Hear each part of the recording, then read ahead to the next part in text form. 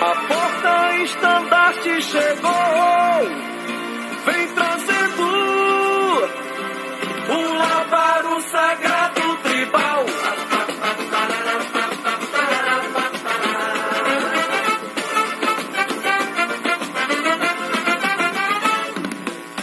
Charmosa mulher que traz o pavilhão das cores vermelho e amarelo da paixão, símbolo sagrado que ostenta a supremacia Pai de Sé. Seduzindo na aldeia com alegria na batida do tambor, com um gingado diferente ela dança e ergue o estandarte com fervor. Esse escudo é guerreiro, é lendário, vencedor. A bandeira de guerra, mais temida na terra tribal, vem porta-estandarte com sua dança pra reinar, e todo respeito por toda parte.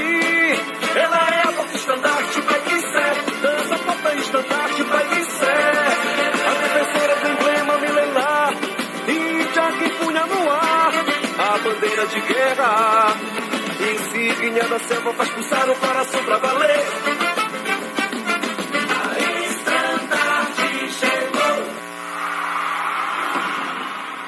Yara, Mãe d'Água.